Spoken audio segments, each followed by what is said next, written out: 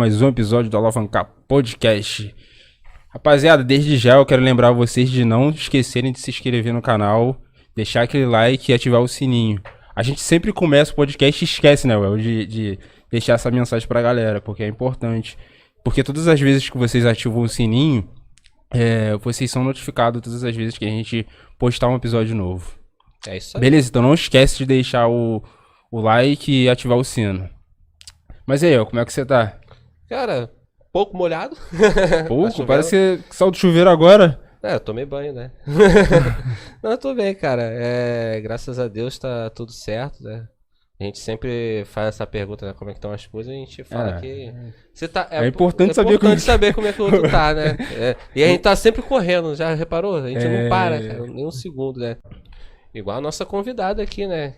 Sempre na correria, sempre, né? Atividade. Rapaz, foi difícil de marcar com ela, mas aí conseguimos, né?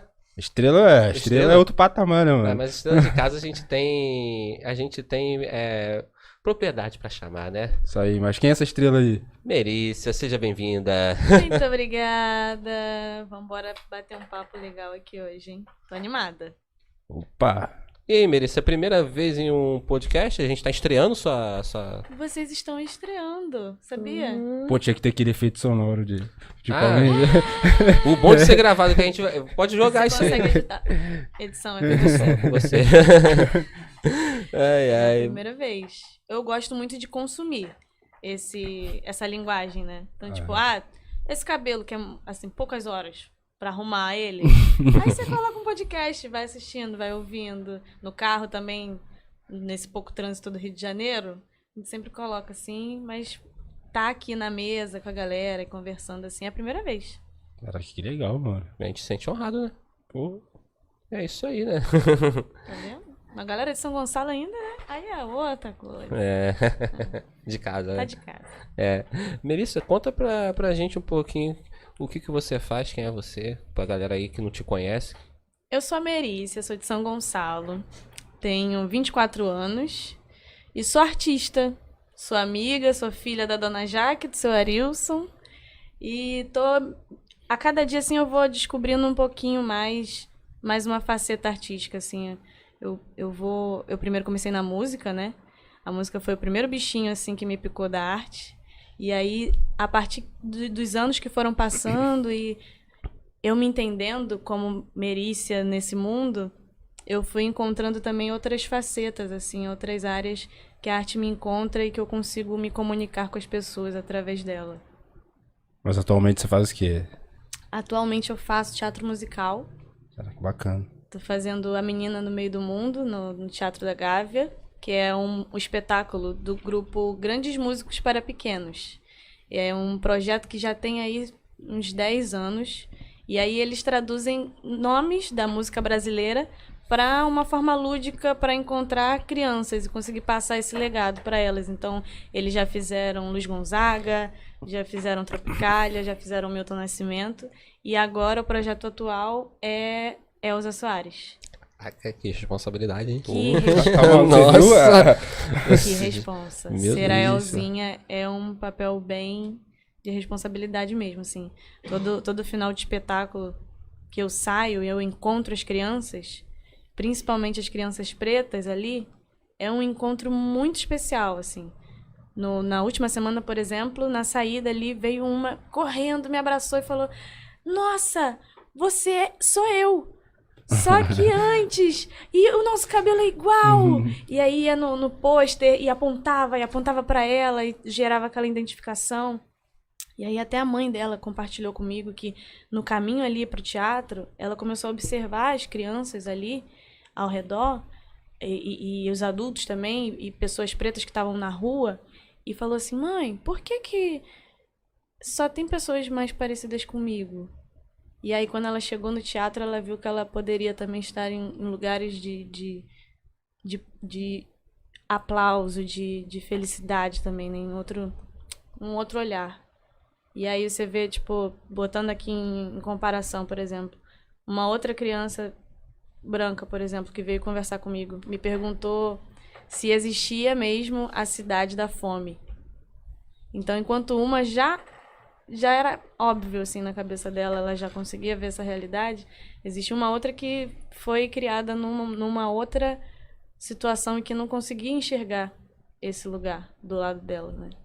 Então é uma responsabilidade muito grande, Eita. mas que sempre dá um quentinho, assim, no coração. Caramba. Eu nem, assim, quando a gente tava falando sobre a responsabilidade, a gente tava falando mais sobre os nomes, mas agora que você trouxe esse tá outro tudo lado, eu junto, vi que é muito maior do que isso. Muito mais profundo, mais denso, né? Sim, caramba. E é importante, cara, ter pessoas assim, trazendo essa referência pra essa criançada, porque principalmente as meninas negras, elas não têm essa referência, pelo menos, assim, o que eu tenho visto é que essas meninas, o que elas têm passado em meio à sociedade é muito cruel, sabe? Crianças de 7 anos, 8, 9, 10, que são, como é que eu posso dizer? Sofrem bullying por simplesmente ter um cabelo um pouco mais crespo, sabe? E ter alguém falando, ó, não, é crespo, mas é bonito, é legal, não é feio você ter um cabelo assim. Sim. A sua cor não como é que eu posso dizer? A sua cor não é suja, é normal, sabe? Deus nos fez assim. Sim, mano, é um assunto muito pesado, sabe? Delicado de tratar. Parabéns, cara. Que isso? De verdade. Que isso? As missões de vida aí que a gente tem, né? Sim, sim. Mas, cara, como é que começou? Como é que começou isso tudo? Você já não veio sentando na janela? Não. Que isso? Eu sou nascida e criada na Assembleia de Deus do Alcântara, né? E a igreja, principalmente acho que essas igrejas periféricas de assembleia, que tem esse sistema de conjuntos, departamentos. Então, a cada faixa de idade você participa de um conjunto. Tem o conjunto das crianças, o conjunto dos adolescentes, dos jovens. Ali você vai aprendendo muito musicalmente. Então, os meus primeiros passos dentro da arte foram dentro da igreja. Com uns 4 anos, assim, mais ou menos, foi quando eu comecei a cantar no conjunto das crianças. E aí tinha os ensaios, e aí, vamos fazer um solo. E aí passava a música, em casa minha mãe me ensaiava bonitinho. E aí no dia do domingo era o dia da apresentação, então já estava lá, pegava o microfone, cantava. E aí você começa a se desenvolver artisticamente, musicalmente ali. Obviamente que aquilo tudo era um grande hobby, muito gostoso de fazer. E só que nunca que eu levava aquilo a sério como uma profissão. Acreditava que eu não... Não, isso não... É muito difícil. Não dá pra viver de arte no Brasil. Não dá. Qualquer consalência daqui. Tá entendendo? E aí tava muito feliz ali, tipo, tá tranquilo. Aí chegou na época da faculdade ali, meus 17 anos, e aí tá na hora. E aí? Ano que vem acabou a escola, precisa trabalhar ou estudar. Tem que decidir alguma coisa da vida. E aí eu comecei a pesquisar o que eu me encaixo, o que eu gosto.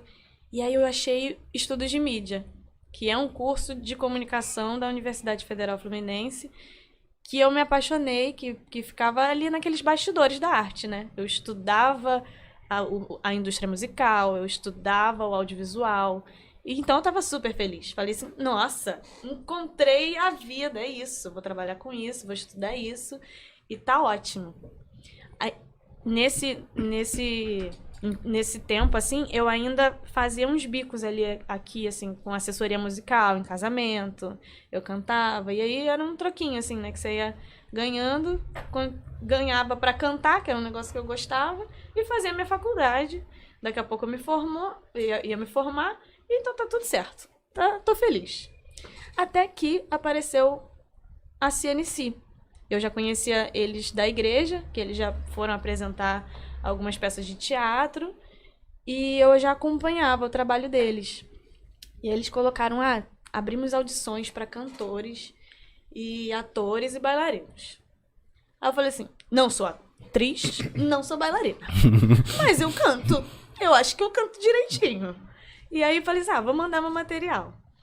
Mandei, assim, tipo, mandei uma esquete que a gente tinha feito no acampamento dos adolescentes. Caraca! Atuando. Gravado no celular? Gravado no celular. Nossa. Dançando qualquer trend, assim, da época, que eu não vou Nada lembrar. com nada. Nada com nada. e cantando uma música, assim, cantar já tá um vídeo mais apresentável, sabe? E cantando uma música, tranquilo, mandei, e aí depois de um tempo, me ligaram.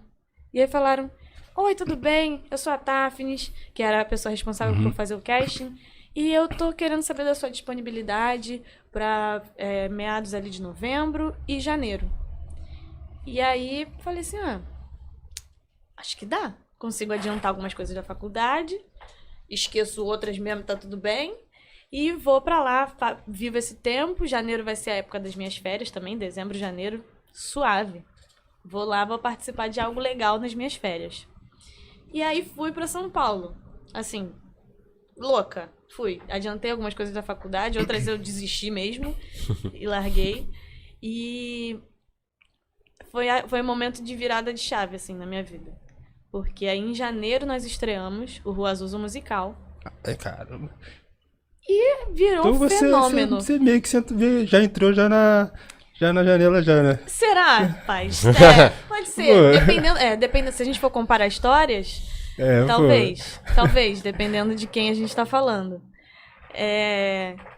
E aí esse fenômeno que seria, quer dizer, esse espetáculo que seria Soli em janeiro, virou algo que não acabou mais. O Azusa tá aí até hoje, né? Uhum. E ali eu comecei a me entender como artista. E foi quando eu me assumi artista. Porque isso não era algo óbvio pra mim. Pra mim, eu sempre tratei a arte como um hobby.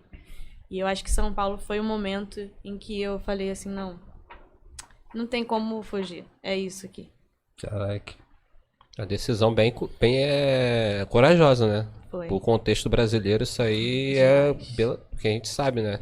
Que no Brasil, como você falou, a priori, ela, não tem como ser artista no Brasil. E o cara, pra conseguir viver da arte dele no nosso país,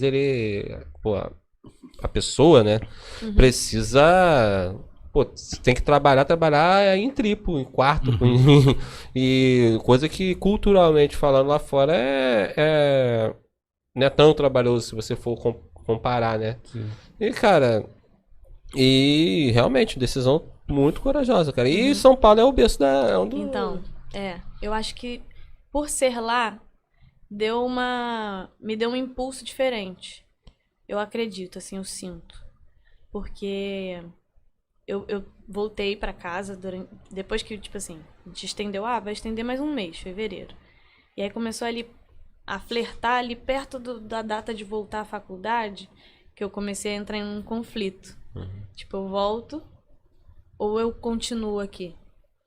E aí, cara, foi algo muito de oração, assim, pra mim. De falar assim, Deus, que essa resposta seja algo que venha dos meus pais, assim.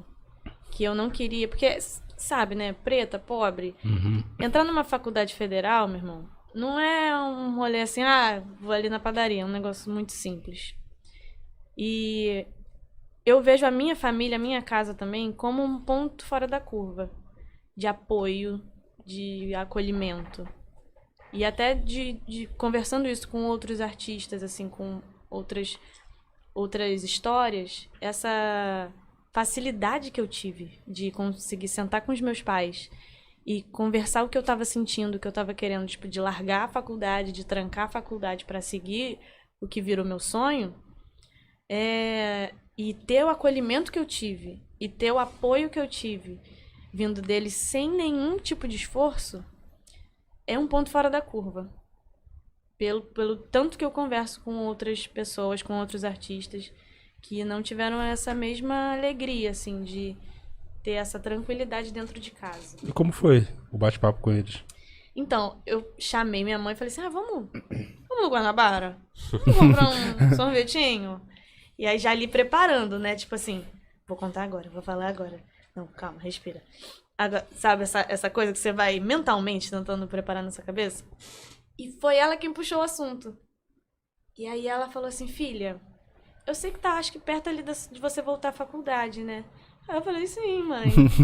Aí ela falou assim, então, e eu sei que você também tá muito feliz lá em São Paulo, fazendo o espetáculo e tal. Eu não sei o que você vai decidir. que você vai querer seguir de fazer.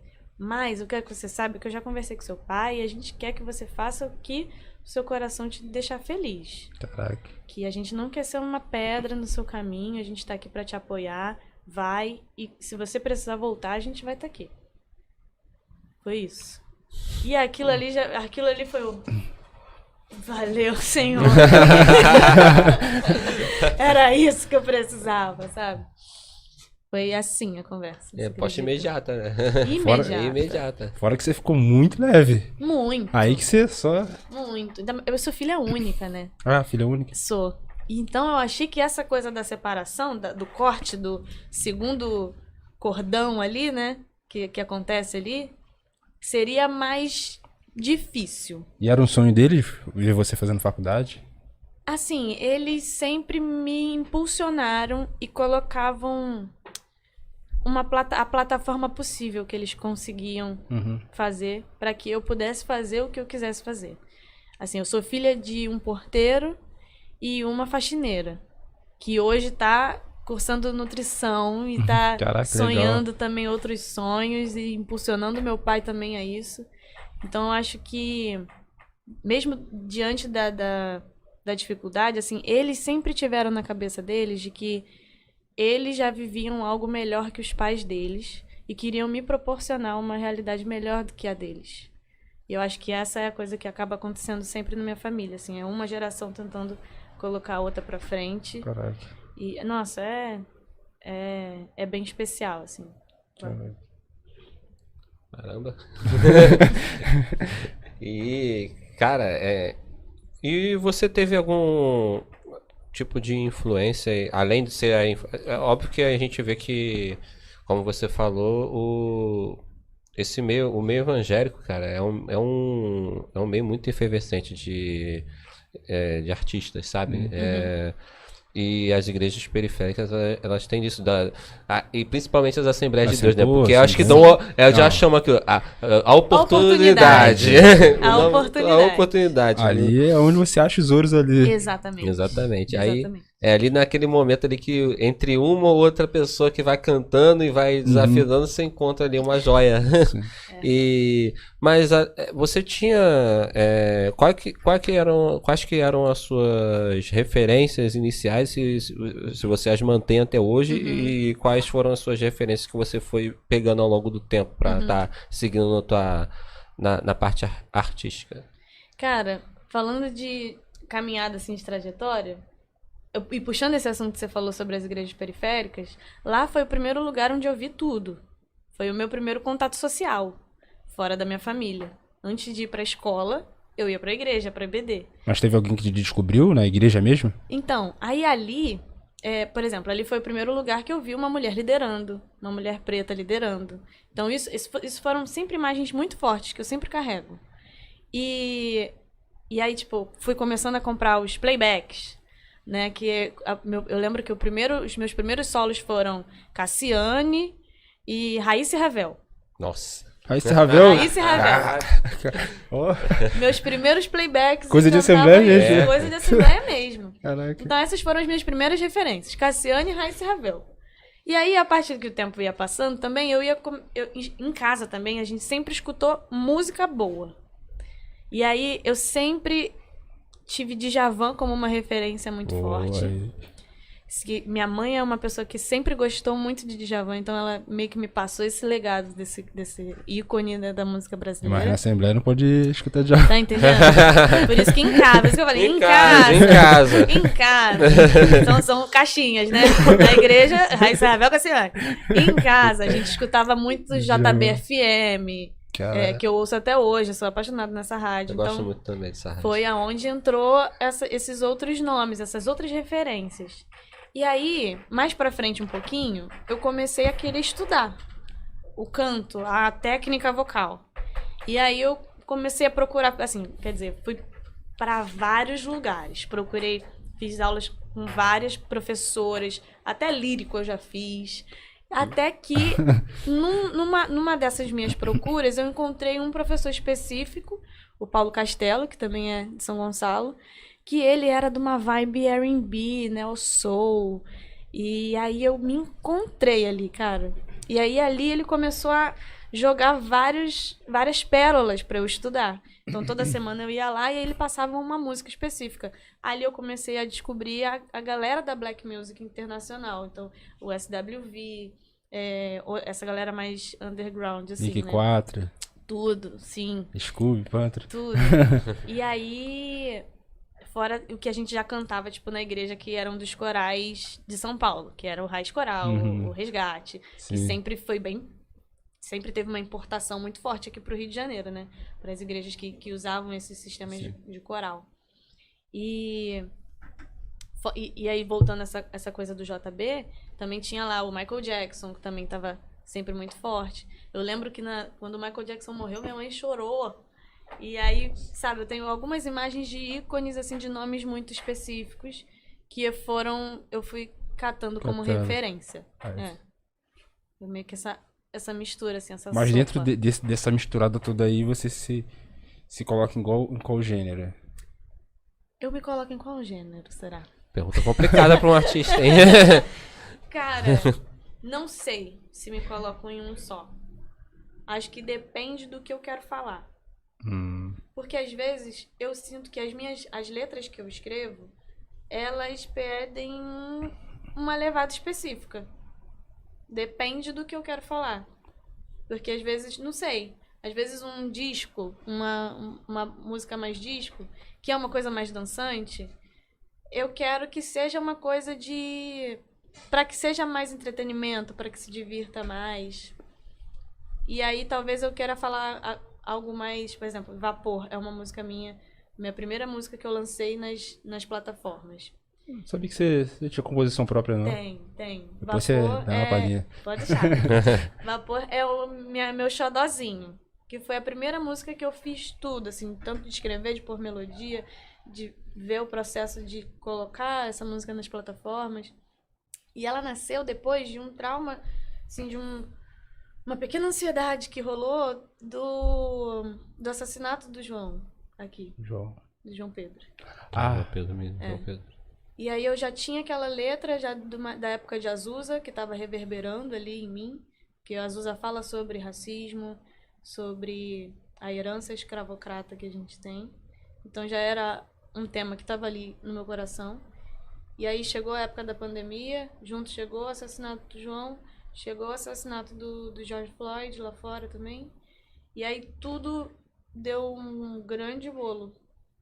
E aquilo ali, eu peguei aquele caderno de novo, revisitei ele.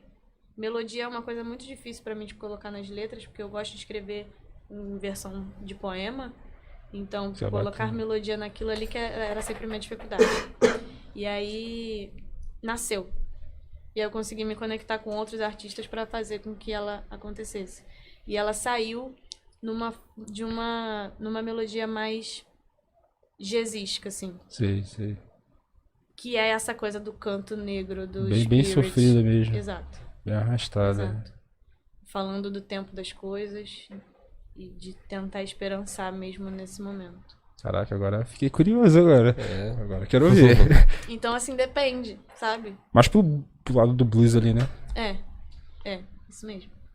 A música é muito de alma, né? De mensagem, de contexto, entendeu? Então depende muito do que, como você falou, né? Do que você quer, da mensagem que você quer estar passando, entendeu? Exato. Porque que define às vezes o repertório de um artista num determinado momento, não necessariamente vai ser o mesmo repertório, a mesma setlist, a mesma...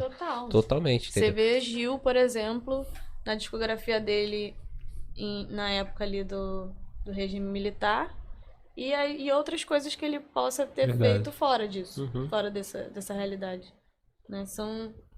Você vê que você consegue entender a linguagem, você sabe que é ele. Mas em gêneros diferentes, assim, mas que pena que nem todo artista é assim, né? Eu já vi artista compondo pra vender, já pensando. Total. A parte comercial. Existe uma indústria, né, cara? Total, exatamente. Existe uma indústria, existe um... Mas aí, mano, meio, né? Cara, tá vendendo uma mentira. Mas eu vou te dizer... Mas a mentira vende. Então, talvez sim, não sei. Porque conversei com algumas pessoas também que o maior objetivo delas nem era, às vezes, tipo, colocar arte em primeiro lugar. Tipo, a arte é importante pra mim. Mas era fazer um hit. Sim, pô. E tudo que a conversa girava em torno de fazer um hit. Isso, num primeiro momento, me incomodou. Depois eu comecei a tentar pensar, não como eu acho que deva ser, mas como a pessoa... Por que a pessoa pensa desse jeito? O porquê, as razões dela agir com a música pensando só no objetivo de que bombe no TikTok. E as pessoas vêm de realidades tão diferentes, tão diversas, e que às vezes aquela dali, tipo assim, ela tem 6 meses, porque ela trabalhou X período, foi mandada embora, ganhou rescisão, e ela tem esse tempo para tentar emplacar a música e viver de música. Então, realmente, às vezes a mente, a cabeça dela tá virada em falar, cara, eu preciso sobreviver disso, eu tenho 6 meses para que isso aconteça. Então ela vai pensar em tentar viralizar com alguma música e ficar rico com aquela música, sabe? Então depende de que lugar a gente tá falando. Isso é verdade. Exatamente. E aquele negócio, cara, sempre vai ter consumidor, independente de qual seja o produto, entendeu? Eu, falando mais na qualidade de ouvinte, até porque eu só posso falar como ouvinte, eu não canto nada, e nem tento, mas assim, na qualidade de ouvinte, pelo menos a gente que só ouve, é muito isso, sabe? De estação, de tempo, nem é todo dia que eu vou botar um Paramore pra ouvir. Não, todo dia. Na verdade, eu uso Paramore todo dia assim. Mas enfim, é só um exemplo. Mas às vezes a gente tá numa vibe que é só querer ouvir algo que desconecte da realidade. Ou às vezes você quer ouvir algo que te faça compreender o Depende da fase da sua vida, né? Depende muito da fase da vida, entendeu? Estação é a palavra perfeita. Entendeu? Então, assim, o artista, ele é o cara que sabe, que tem a parte dele, sabe? A mensagem dele, entendeu? Mesmo que seja algo, assim como você falou, tem um contexto da pessoa que só tem 6 meses. Mas também tem um contexto da pessoa que realmente não tem muito o querer passar, sabe? Mas ainda assim não deixa de ser uma mensagem, algo a tá... Eu não sei se a palavra nicho se encaixaria perfeitamente, sabe? Mas ele tem ele parte para atingir um nicho de ouvir, um público. E sempre vai ter público, cara. Exatamente. Sempre vai ter sempre público. Vai ter. Então, assim, talvez, por isso, sempre ter público, é só uma reflexão, sabe? Vindo no ponto de vista de um ouvinte mesmo. Talvez por sempre entender que sempre vai ter público, por que não uma busca mais desse pessoal em querer, cara, mas é exatamente isso que é você, é exatamente essa que é a tua essência, sabe?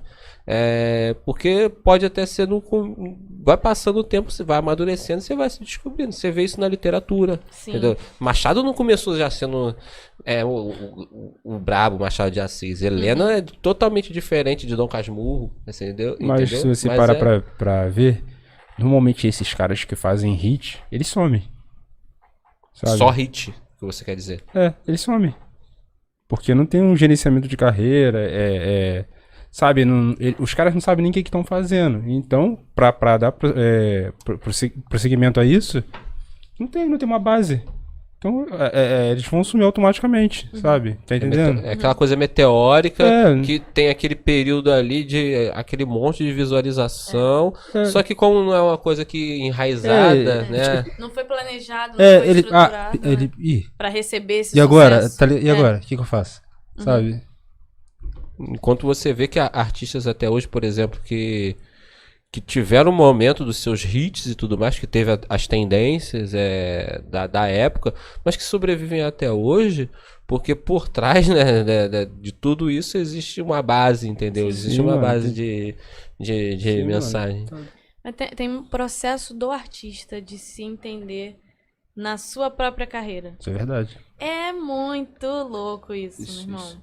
Porque não é simples, sabe? É algo bem complexo, são muitas camadas.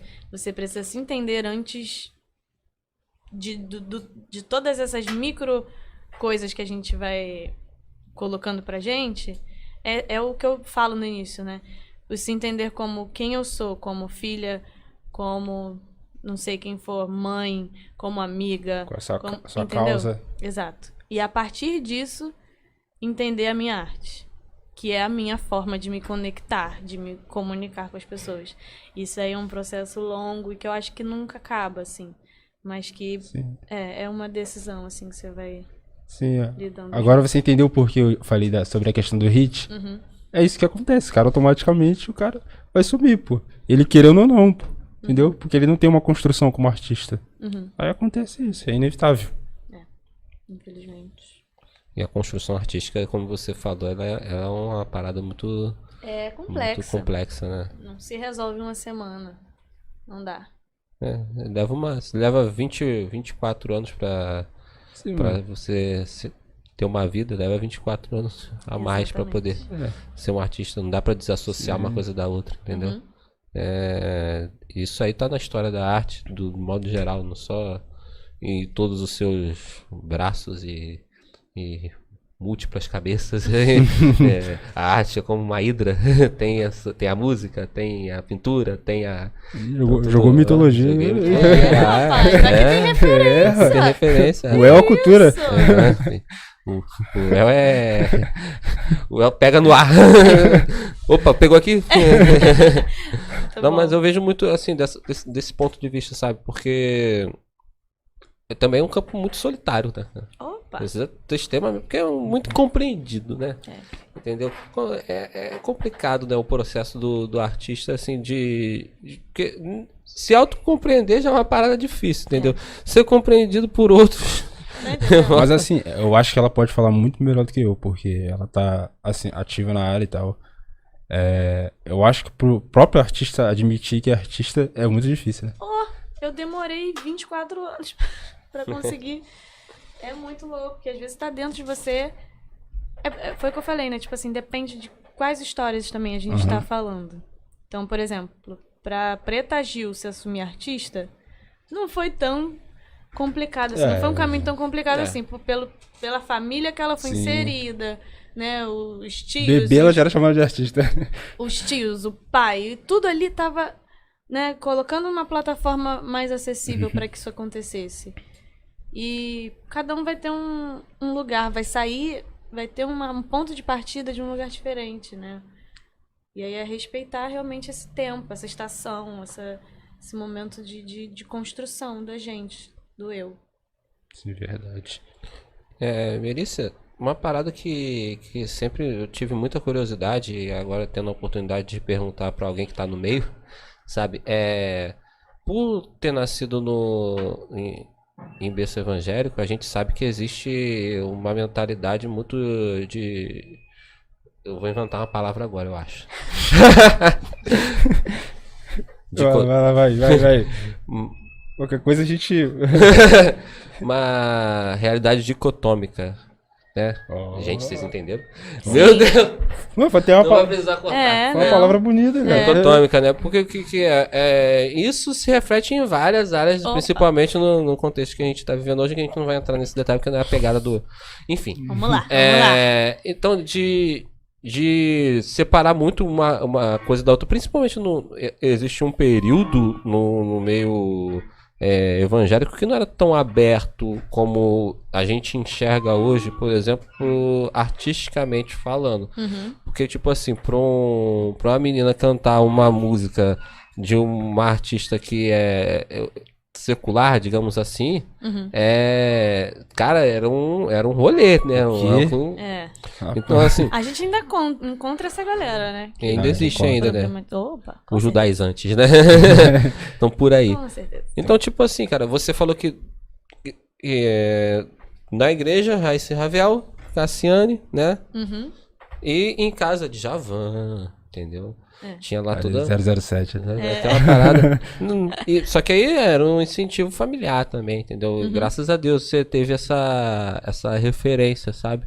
Mas só que o que eu quero dizer é o seguinte: a gente sabe que existe sim esse preconceito, que eu acho que você não deve ter sofrido tanto quanto uma outra criança com pais menos abertos sofreriam, né? Você com certeza já conheceu alguém que... Com certeza.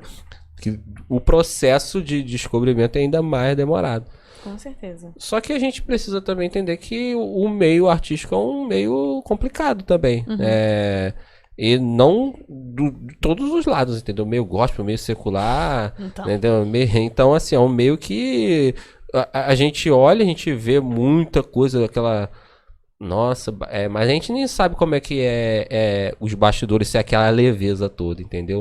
Em certos estúdios, em certas gravadoras, Ela entendeu? vai dizer pra gente. Entendeu? Então, cara, como é que você esteve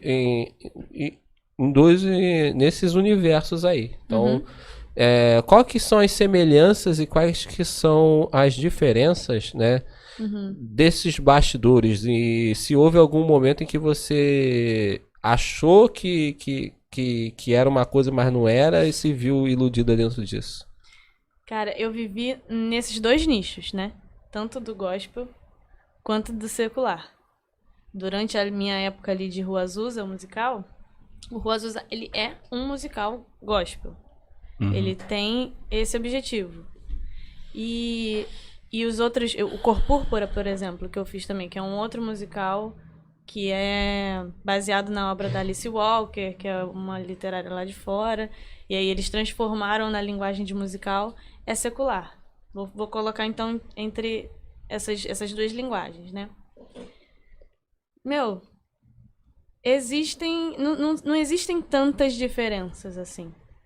Eu acho que o que eu posso colocar, por exemplo, de bastidor, que eu senti ali, era que no início das apresentações do Rua Azusa, a gente ainda conseguia fazer um devocional ali, descia todo mundo, e existia um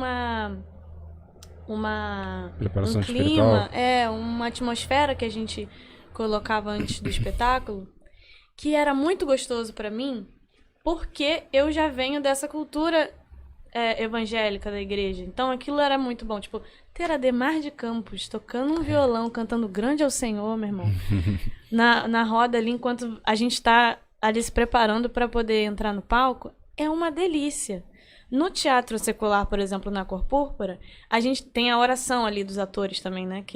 Isso aqui é outra coisa. Tipo, eu uno a minha mão à sua, eu uno meu coração ao seu, para que... Isso aqui é para que a gente... Isso olhando um no olho do outro, para que eu consiga fazer nesse palco o que eu não posso, o que eu não quero, o que eu quero, não sei o quê. Eu nunca sei direito essa oração, porque eu sempre repito, né? Eu sou a pessoa que repete. Tem uma pessoa que sabe, e eu repito o que ela fala. Mas é mais ou menos isso. Tipo assim, é uma coisa de se unir para que a gente entre na mesma ligação ali para o show acontecer. E funciona, é muito bom. Assim, a gente consegue ali ter esse start, né? Esse fogo ali para começar a peça. E isso acontecia também na Rua Azusa, só que nessa outra forma. Né? Essa linguagem, essa ideia mais gospel, assim, que era de cantar um hino e juntando ali, orando, Senhor, que seja uma bênção, que as pessoas sejam tocadas e que seja amém. Então, isso colocando essa minha experiência, assim, de duas produções, gospel e secular, em que existiam essas diferenças, mas que eu consigo uni-las de uma forma, sabe? Então, eu tive experiências muito tranquilas. Muito... bem de boa mesmo, assim. Não tenho nenhuma história muito louca pra contar, assim, sabe? Porque acho que eu tenho esse privilégio. E quebra também muito... assim, eu vejo que o que partia, assim, e parte até hoje, dessa negação do... Sabe? E isso abrange não somente para o meio artístico, não, porque existia um incentivo, e tem até hoje ainda, não com tanta força, da galera não, por exemplo, não ir para uma faculdade federal, não ir para sabe? Não tá... É aquela cultura mais de se fechar pro restante do mundo, sabe? Exato. Entendeu? Exatamente por ser chamado de mundo. Eu nunca fui muito fã dessa nomenclatura, não sei porquê. E eu sempre me perguntei uma coisa muito específica. Porque eu, como artista independente, cantora, tenho tanta essa cobrança de não poder cantar outras músicas que não seja do mercado gospel. E um cara de 18 anos que passou para ser sargento músico na Marinha. Que felicidade é. Ele não vai mais tocar Tom Jobim. Ele não vai... Toda a partitura, então, que ele vai tocar lá no que ele for tocar lá como sargento músico, vai ser harpa cristã, então. Você entende? Por que existe essa diferença? Exato. Pra mim, o mercado musical gospel é o mais interessado nessa história. Pra que a gente só consuma a música gospel. Porque, por exemplo, lá fora, você consegue ver junções de pessoas que fazem músicas parecidas, que trabalham com gêneros parecidos. O Kirk Franklin, por exemplo, é um cara desse, que pegou uma música do Stevie Wonder e colocou, né, o September ali. Não, foi Stevie não, foi Earth and Fire. Do you remember 21st night of September? Foi uma música que ele pegou e que ele trabalhou junto. Então, tipo, essa separação, eu acho que ela interessa muito mais ao mercado da música gospel do que a qualquer coisa, sabe? Esse incentivo que existe. Fidelizar o público, né? Exato. Porque como você falou, do ponto de vista prático, do ponto de vista de bastidor, cara, não faz, não tem que ter, porque se for ter que ter de um lado, vai ter que ter do outro, entendeu? Porque cada pessoa é uma pessoa, exato, sabe? E o que vai definir se o ambiente é isso, aquilo, não é o nome, exatamente o rótulo, a nomenclatura, mas sim a essência do que as pessoas são, sabe? Entendeu? Então, assim, eu vejo que toda indústria, assim como qualquer instituição e qualquer indústria, ela tem a necessidade de ser alimentada. Ponto. Sim. Existe algo que precisa alimentar ela, entendeu? Qualquer sistema. Isso aí é fato. Entendeu? Então, e eu vejo que pode mudar a moeda, mas só que aquilo que é oferecido junto com essa moeda é gente, é almas humanas, na verdade, entendeu? Porque existe uma tentativa de total de pegar a atenção das pessoas, de pegar a essência delas para elas, um método de exploração e escravização mesmo, sabe? De mente, sabe? De fazer a mente da pessoa com que ela permaneça ali, porque é uma visão industrial, é uma visão, sim, que não visa, não pondera, não raciocina, entendeu? Isso se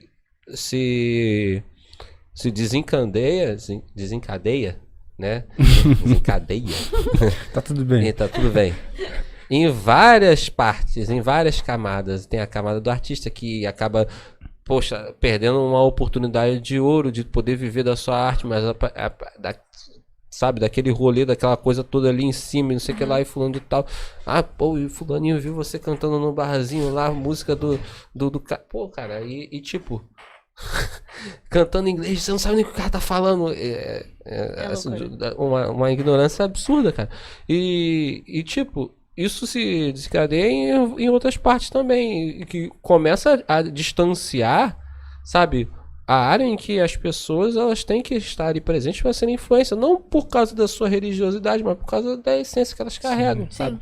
Entendeu? Imagina, entendeu? Que perda seria o musical da Cor Púrpura se não houvesse uma Merícia ali, entendeu? Já sabe. Não, mas tem que puxar. É interessante esse assunto, porque é justamente pra gente também entrar nesses lugares e quebrar alguns estereótipos que essas pessoas têm da gente. Isso é verdade. Sabe? Eu já encontrei com pessoas que às vezes, no final da conversa, falavam assim, cara, eu não queria nem conversar com você no início. Caraca. Mas aí a gente começou a puxar papo e tipo assim, pô, você é normal, né? Você é humana. Você é tranquila, né? Consegui desenvolver um papo, né? Mano, que loucura isso. Doideira. Então, tipo assim, beleza, eu alcancei meu objetivo. Consegui ter uma conversa. Sentar numa mesa e conversar com você. E a gente trocar, eu entender, ouvir o que você tem pra me falar da vida. E eu falar um pouquinho do que eu acho também da vida. E tudo bem. Sabe? Acabou, é isso. Eu só acho que o músico, o cantor, o artista, né? Ele precisa tomar cuidado com a mensagem, né, cara? Por exemplo, se o El, ele me chama pra gravar uma música que degrine a imagem de uma mulher. Eu não vou gravar essa música aí, não. Tem uma coisa que um amigo meu fala, que é o dó, o ré, o mi, é o mesmo. O torna santo, quem vai tocar ele. Então, tudo que eu vou fazer, que eu vou cantar, tudo isso vai ser atravessado pelo que eu acredito. Uhum. Então, tipo, não tem como eu fugir desse lugar. Isso é uma linha de raciocínio que eu sempre sigo.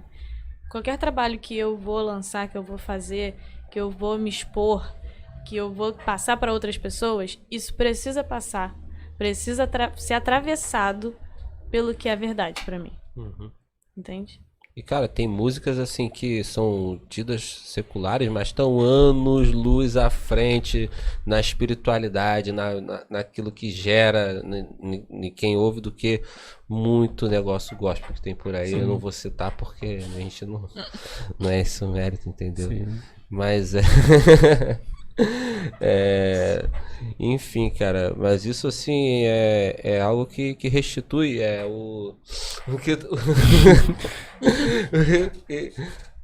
Quer falar? Fala. Não, já falei. Já falei. E tipo, cara, como você falou, o que torna santo, o que torna profano, o que torna isso, aquilo, outro, o que vai gerar, o que vai gerar, o fruto que aquilo ali vai trazer. Gerar. E cara, e tipo, tem tanta... eu acho que a gente perde tanta a essencialidade da coisa quando a gente fica com esse tipo de visão, sabe? Seja pro lado artístico, seja pra qualquer coisa, sabe? Coloca aquela venda, aquele véu na cara e encara tudo como se fosse como se fosse uma ciência exata. Ou ou não é, e tipo, não é isso, cara. Arte não é isso, entendeu? Uhum. Então, se for assim, a gente bate muito a tecla na música, porque esse tipo de coisa, por exemplo, não é jogado para a indústria cinematográfica, para... Agora que tá dentro assim, de uns tempos pra cá, assim, mais recente do que a indústria cinematográfica em si, que tem os filmes mais nichados, ditos gospel, mas não existe aquela indústria poderosa, entendeu? Pelo menos não brasileira, né?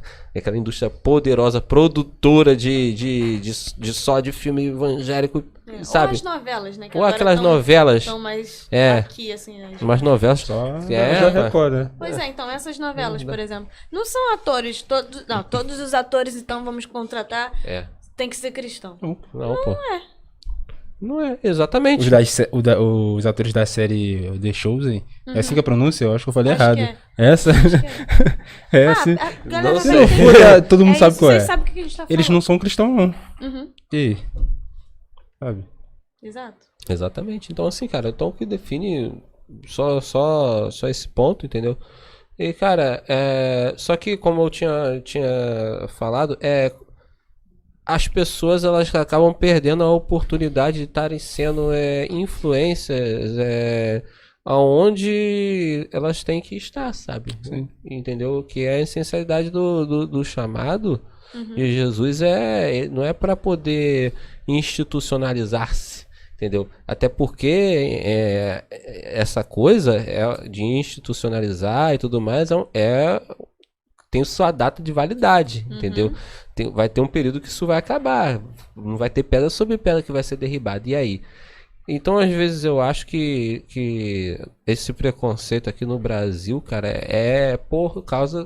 devido à nossa liberdade mal usada de pensamento. A liberdade religiosa mal usada faz isso, né? Faz a gente querer escravizar todos os outros de acordo com a nossa própria ideia e o nosso próprio religiosidade e tudo mais. Isso acaba gerando mais muros do que pontes. Fala sobre isso aí, vai. Entendeu? Então, assim, cara, quebrar esse muro, quebrar esse negócio, né? é também uma decisão corajosa de um artista, sabe? A gente vê exemplos de alguns artistas aí que quebraram, entendeu? Que mantém e a vida inteira sempre tiveram diálogo, sabe? Entre todos os mundos, mas que a gente pode ter as nossas críticas a eles enquanto artistas, enquanto atletas e tudo mais, mas aí, a partir do momento que você quer julgar a fé das pessoas, cara, um furo íntimo das pessoas já é um terreno que é bastante complicado, cara. Então, assim... Não sei se é válido também entrar nesse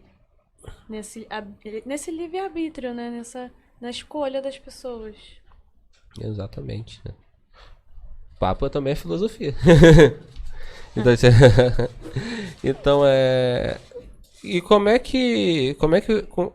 Pelo que a gente tá vendo, pra você foi algo muito natural, sabe? Muito leve, muito... Ela sentou na janela.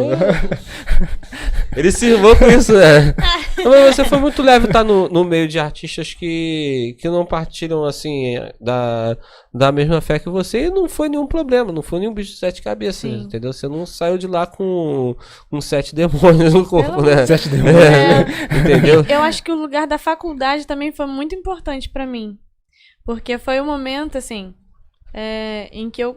Fora a escola, né? Escola... Mas aí é uma coisa ainda mais leve, não é parecido, assim. Acho que a faculdade foi o momento de realmente desse encontro com essa diversidade de pessoas, de criações, de religiões, de maneiras de pensar e de ideologias, e de conseguir sentar com elas e conversar. Sem brigar. Sem brigar, ter um diálogo. Sem brigar é essencial. Gente, ouçam as pessoas. Só ouçam as pessoas. Ouçam as pessoas. Não custa, sabe? Sem querer enfiar a goela abaixo o que você acha, o que você quer pra sua vida. Você pode ouvir e colocar o que... eu gosto sim. Eu gosto de sorvete de creme. Você gosta de chocolate. Legal. Tá tudo certo. Tá tudo bem. Exatamente, né? Zerar, sabe, essa questão de que é a minha verdade, é o que eu penso, é o que eu acho, ponto, sabe? Entendeu? E como você... tá capaz de matar o outro se ele não concordar com você, sabe? Exatamente. E você falou, cara, teve gente que você teve acesso que isso jamais aconteceria se não tivesse alguém com a tua cabeça, com o teu pensamento, sabe? Ali no meio, cara. E por quê? Porque se existe qualquer tipo de barreira, não foi montada pela pessoa que estava ali te ouvindo. Não foi ela. As mãos dela não tá suja com esse cimento. Entendeu? Não tá suja com esse concreto. Quem tá do outro lado. As analogias demais. Muito bom. Então, assim, cara. Aí você tem que fazer o papel de demolir o que você não fez, que você não construiu, e reconstruir a parte. Você se considera militante? Eu já fui mais. Eu acho que eu tenho os meus momentos, sim, de me colocar. Mas já fui mais. Acho que hoje eu sou mais preguiçosa. Eu acho que hoje eu tenho me bate uma preguicinha, assim, por assim. Eu acho que, na verdade, eu observo muito. E eu vejo aonde vale a pena gastar energia. Que eu acho que, tipo assim, acho que aqui vale a pena conversar e vai gerar algo positivo, vai ser saudável. Quando eu vejo que vai ser só um estresse e uma via única, eu falo, não tem espaço pra conversa. Aí não dá. Aí já você tem uma postura de quem luta muito contra o preconceito, né? Bastante. Pelo menos falando assim, parece. Assim. Aí nesse quesito, eu prefiro fazer isso através da arte. Boa. E deixar aberto para interpretações do que me fechar ali, sabe? Na fala e no... sim, literatura. Botar uma bandeira de ódio, não sei o que. Não faz isso, não é legal, não. Eu prefiro me comunicar através da arte, da música, do teatro. Falar, olha, é isso que eu penso. Isso é música. Exato. E agora o que você acha, você interpreta disso aqui que eu já te mostrei. Tá aqui. Minha rede social diz tudo. Minhas músicas dizem tudo. Os projetos que eu participo dizem o que eu penso. Sabe? Todo projeto que eu aceito entrar, que eu aceito falar, e falar sobre alguma coisa, aquilo ali tá atravessado por algo que eu acredito. E essa é uma coisa que eu não abro mão. Assim, não dá pra fazer só pelo dinheiro. Ou só, sei lá, pela visibilidade. Não, preciso ter um propósito ali. Boa. Os valores, né? Senão não faz sentido pra mim. Exatamente. E aí, tipo, justamente, eu não sou mais tanto essa pessoa de levantar bandeiras por levantar, sabe? Uhum. Eu prefiro... Hoje, pra mim, faz mais sentido desse jeito. Através da arte. Através da sutileza. Você lutava com ódio ou... Não, era esse meme, sabe? A hashtag militei. Eu era bastante, assim. Tudo tava pronta pra falar, pra vamos lá. não sei o quê. Ataque e postar. Ataque frontal. E hashtags. Assim. E vamos boicotar. Então você tinha um pezinho ali no... Tinha, muito. No ódio ali. Tinha. Mas aí, né, você vai amadurecendo ideias. Que bom, né? Que esse não é o melhor caminho, não. Exato. Como você falou, e a gente vê muito isso, se a gente olhar para a história, a gente vê que como é que as civilizações elas foram formadas? Elas, de início, elas começaram já não começaram com as suas ideias já ali, já preparadas, prontinhas. Foi tudo um campo sendo houve uma preparação de terra, houve uma preparação de semente, tudo mais. Isso começou no campo das ideias, você mexer com o imaginário, sabe? É a melhor forma de você passar o que você está pensando, o seu pensamento, a sua filosofia, a sua forma de enxergar. Não necessariamente você pode até fazer de forma assim frontal explícita, entendeu? Ser do hashtag militei, pode até ser. Ser. Vai ter gente que vai abraçar, mas se o seu objetivo é alcançar, ter um alcance ainda maior, você trabalhar realmente no campo das ideias, no campo do subjetivo. Você chega e captura o imaginário, assim. É como as literaturas de ficção fazem, entendeu? Existe uma ideia por trás de uma ficção, entendeu? Sim, entendeu? passar alguma coisa. Sim, Senhor dos Anéis da vida tem uma ideia por trás daquilo dali. O que tem Harry Potter, ali, então, pô? o que tem ali é mensagem. Tem mensagem, tem valores. Eu ia dizer Crônica de Nárnia, mas é tão escancarado. Pô, tem um leão que morre e ressuscita, cara. Então, pelo amor de Deus, você O Emicida, ele tem uma fala também que eu acho muito interessante, assim, sobre isso. A gente quer ele aqui. Aí estourou, rapaz. É master. Emicida, queremos você aqui, hein? Você tem contato do Emicida? Será? Acho que eu consigo chegar ali nas beiradas. Direto ali, acho que não. A gente vai andar mais junto, hein? Olha aí. Olha aí, interesseiro. Conte pra gente aí, poxa. Não, a gente vai de um em um. Tem uma teoria de que a gente tá sempre perto, 2 passos de alguém. Então a gente vai... A gente tá 1000 longe. Não. E aí ele tem uma fala que acho que alguém perguntou pra ele se... Na fase que ele fazia os raps de confronto ali, que era uma fase mais... Acho que tem uma palavra específica, mas que eu não vou lembrar agora. Que tinha uma letra mais de violência, alguma coisa assim. Se ele se arrependia dessa... Porque ele tá numa outra vibe, né? Numa outra pegada. Esse Amarelo, por exemplo, lindo, que ele lançou agora... É uma outra pegada completamente do Emicida de muitos anos atrás, assim, dos primeiros trabalhos. E aí perguntaram pra ele se ele se arrepende ou se ele não faria, apagaria esse lugar que ele estava naquela época. Acho que até um álbum, acho que ele passava... Era uma época que ele passava fome. E aí... Pra quem já comeu como é que é? Acho que o nome é grande, é enorme. Eu não vou lembrar. Até também. que eu cheguei bem longe. Negócio assim, pra quem comeu. E aí perguntaram pra ele isso. E ele falou assim, cara, faz parte da minha história. Esse momento aqui faz parte da minha história. Hoje eu não me comunicaria mais dessa forma. Hoje eu tô me comunicando aqui. Eu tô usando esse caminho, essa linguagem. Mas esse daqui fui eu. Sabe? Então, acho que é essa coisa de... O hashtag militei funciona também. Mas o outro caminho da coisa do lúdico, do subjetivo, do campo das ideias, também funciona. Então, acho que em qual lugar eu tô hoje e que eu acho que vai funcionar para que eu me comunique, que eu consiga passar minha mensagem. Eu sempre acabo ficando nesse lugar, assim, de entender da pessoa, aonde ela tá. Cara, qual é o background dela, o que tá acontecendo em volta, qual a história dela. É verdade. Pra que ela tenha escolhido esse caminho, sabe? Depende muito. É você ser coerente com a sua história, com o que você tá passando, realmente, cara. Porque, assim, E assim eu vejo muita gente, assim, principalmente em redes sociais, cara.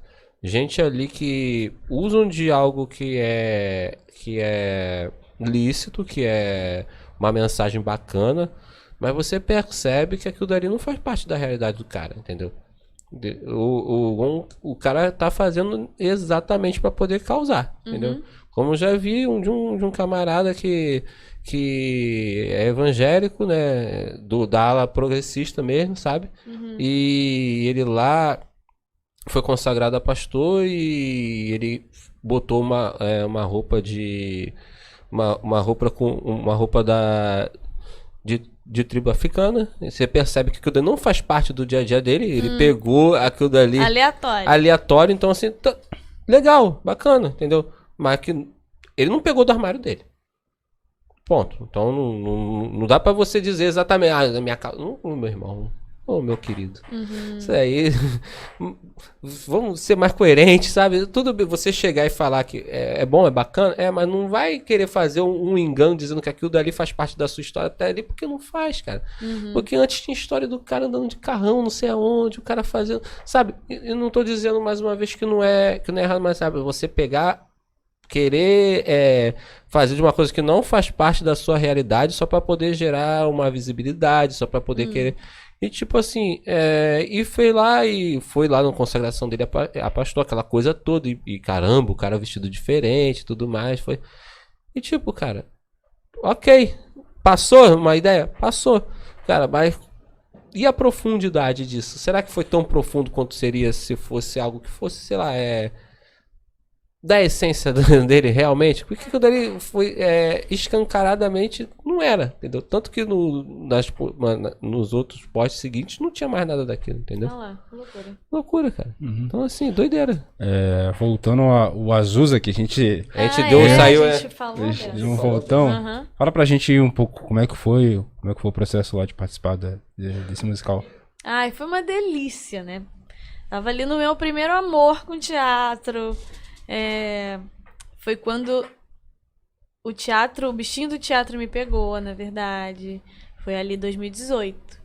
Foi quando eu fui pra base do Unici. Eles têm uma base, um sítio em Ibiúna, que é no interior de São Paulo.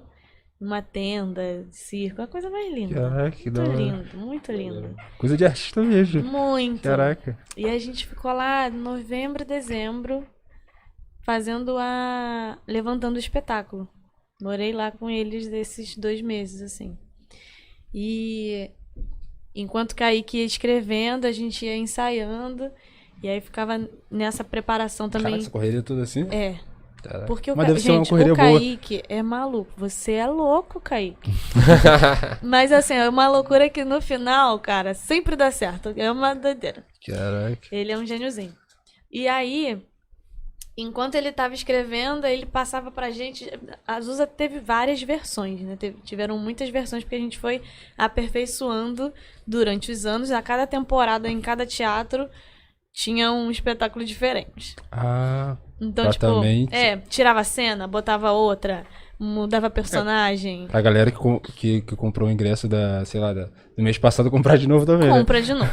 Compra de novo, porque era completamente diferente. Quem assistiu em janeiro de 2019, na nossa estreia, e assistia agora a última versão, você não encontra. É muito diferente. Mas pra escrever também. O Kaique, que é o responsável? É o Kaique. Kaique, você deve ser bravo mesmo. Queremos você aqui, Kaique. Kaique vem. Kaique vem, então. Kaique vem, Brota, tem que Kaique. ficar de olho nas agendas dele cair aqui. Chama que ele vem. Escrever um espetáculo daquele da mãe todo mês, né? Caraca, tá maluco. E assim, depois de pronto, né? Você vai reescrevendo, né? Porque também tem... a gente vai vendo, olha, isso aqui funciona, isso aqui não funciona tanto. Vamos tentar levar por esse caminho. E aí, é sempre chegar mais cedo no teatro para poder ir passando. E aí essa coisa também da vivência no teatro foi muito gostoso, assim. Foi uma rotina que eu adotei, que eu gostei muito, assim. Do final de semana, o trabalhar no final de semana, né? Que a galera normalmente trabalha, né? De segunda a sexta ali, final de semana livre pra fazer as coisas na vida. E o meu sistema hoje em dia é o contrário, né? Eu trabalho no final de semana, segunda-feira e terça é minha folga. Eu tô em casa. Enfim, foram outras coisas que foram juntando, assim, que eu gostei muito, que eu fui me encontrando, assim, eu falei assim, nossa, isso aqui... Mas dá pra ver que você faz, tipo assim, com amor, que você nem liga. Ah, final de semana, beleza. Até segunda... Tem lá suas mazelas. E, sei lá, é um aniversário, é um casamento. Aí... Dá uma dorzinha. Que às vezes, normalmente, cara, são datas especiais, assim, que você não consegue estar presente. Isso dói. Perdi muita coisa. De família, em casa. Caraca, pegada. Aniversários, nascimentos. Caramba. Que eu não peguei. Mas que aí você tenta ali, de alguma forma, estar presente na vida das pessoas, né? Ali no seu tempo, que é meio que, não, às vezes não bate tanto, mas de alguma forma você tem que tá achando de ir cumprir esse lugar de estar em família. Porque no final das contas, o teatro vai passar, daqui a pouco você envelhece, você aposenta. E quem vai ficar com você é a tua família. Isso aí. Sabe? Família é muito importante. Só que é uma delícia. A partir do teatro também eu conheci o audiovisual, que foi também uma área que eu fiquei completamente apaixonada. A loucura, assim, o caos de um set de filmagem, que a gente tá aqui. Aí as câmeras estão todas ali. A ilha de edição, o pessoal da revisão, maquiagem, tá tudo ali. A cena tá acontecendo aqui. E aí, beleza, gravamos. Virar. E aí vai todo mundo pra lá. E aí a gente vai fazer a cena lá, que a galera vai vir toda pra cá e monta tudo aqui. Essa loucura que em 5 minutos aquilo tudo tá pro outro lado. É uma delícia. Eu fiquei apaixonada nessa coisa, nessa correria de set, assim, sabe? Plataformas de streaming. Mando currículos, tá? Amei. Foi também uma experiência muito deliciosa, que veio como um presente a partir do teatro. Então, Rua Azusa foi esse ponto de partida. Hoje eu ainda converso com o Kaique, eu vou contando as coisas que vão acontecendo, né? Eu falei assim, putz, olha, isso tá acontecendo, que delícia, tá sendo super legal. E aí ele sempre vai conversando comigo, você voa e vai mesmo, se joga. Fico muito feliz de ter sido alguém muito importante assim, nessa trajetória, sabe? Nesse histórico teu. E ele tá sempre ali me apoiando. É muito bom. Rua Azusa mudou, assim, uma chave. Virou uma chave pra mim. Que legal, cara. Qual é o repertório do Rua Azusa? São músicas autorais. É? Qual era a sua? Não, assim, o espetáculo foi escrito... Ah, tá. Eu já fiz tanta coisa nesse Azusa, menina. Eu girei tudo. Dá uma palhinha pra nós aí. Foram muitos anos. Antes de finalizar, a gente quer te ouvir cantar. Vamos cantar. Então, eu já fui Miss Califórnia, eu já fui... eu virei aquilo tudo. Eu fui pra tudo. Caraca. E tem a música final que a gente canta, que eu acho que é uma das, né? Tem poucas músicas que são de conhecimento geral. A maioria foram escritas pelo Kaique também. E a melodia ali da letra da canção foi feita pelo Paulo Ocanha, que é o nosso diretor musical. E aí uma das de conhecimento geral, assim, que eu consigo cantar aqui, e que também é muito forte, assim, no nosso imaginário cristão, é a Amazing Grace. Pode ir? Amazing Grace, how sweet the sound that saved a wretch like me. I once was lost, but now I'm found. Was blind, but now I nasci. Rapaz. É Sensacional. Quer continuar, não? Só uma palhinha. Rapaz, que timbre bom, rapaz. Não é? Tá doido. Obrigada.